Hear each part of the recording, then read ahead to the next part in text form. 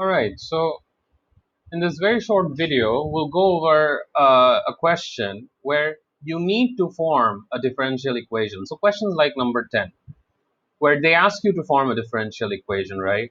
And question number 11, for example, where they ask you to write differential equations.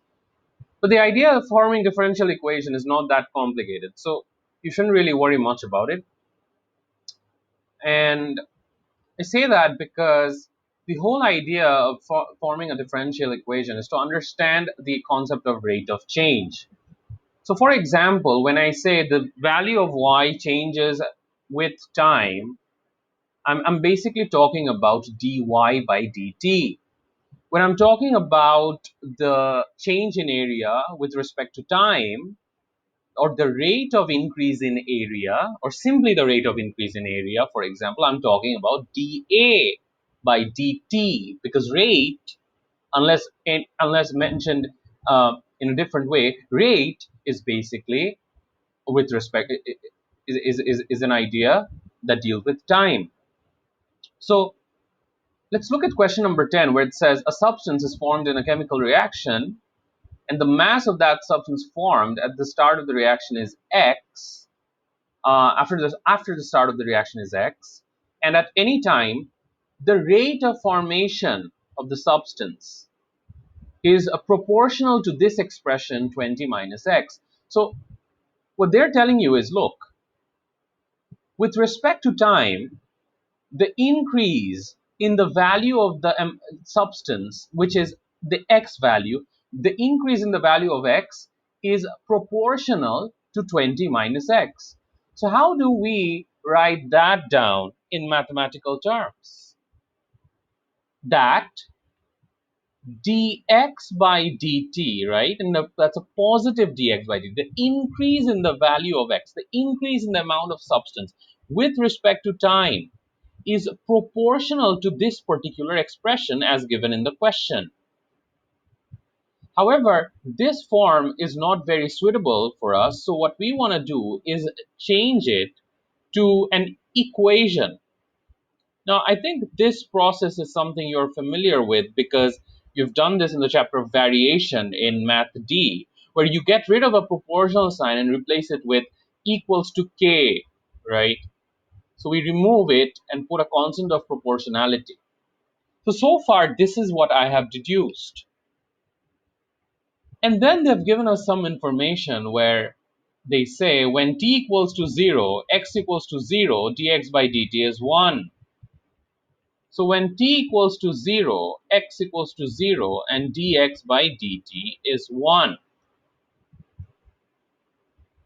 And that means we can figure out the value of k before anything. So what I'm going to do is plug in 1 over here and the x value of 0 over here, which leads me to 1 is equals to k into 20. And that helps me figure out the value of k. And when I plug it back into the equation, my differential equation is now complete, which is dx by dt is equals to 0.05 multiplied by 20 minus x. That is the first step. The second step is, look, in any form you want, just solve the differential equation, meaning get rid of the dx by dt. So what I want to do is separate the variables first.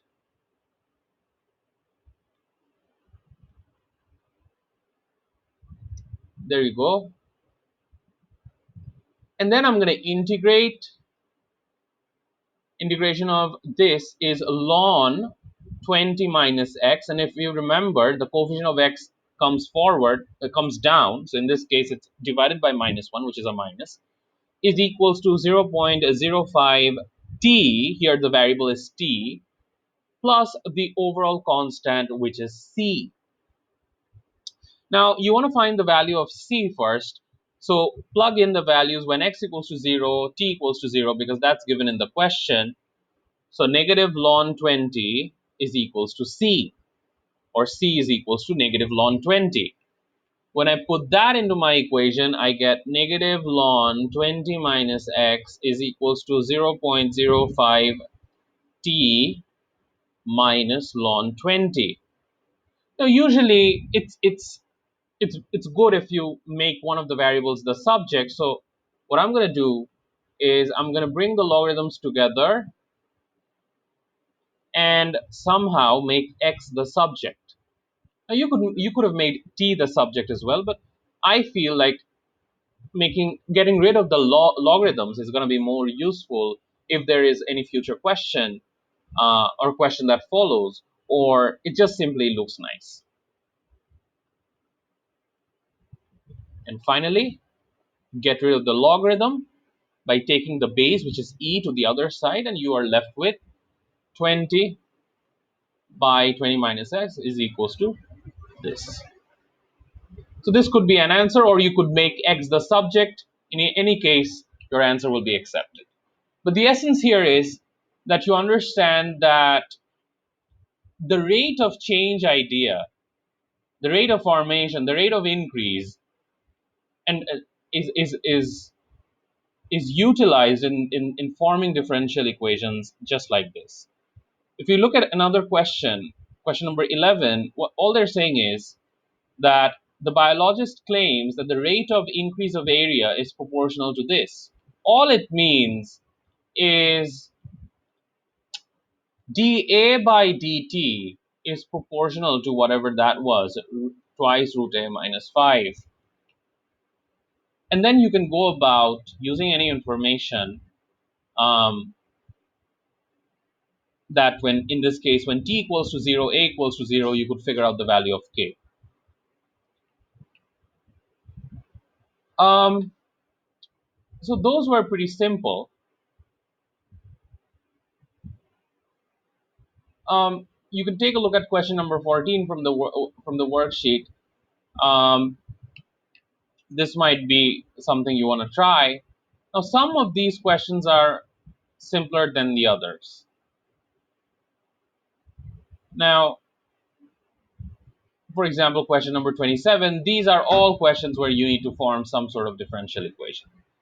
So I hope you will give them a try, and hopefully you will be able to um, figure out how to come up with these expressions. Now, some questions usually end with questions that look like this. What happens when, let's say, the value of t becomes very large? What happens after a long time? What happens to the number of organisms after a long time when the value of t is very large?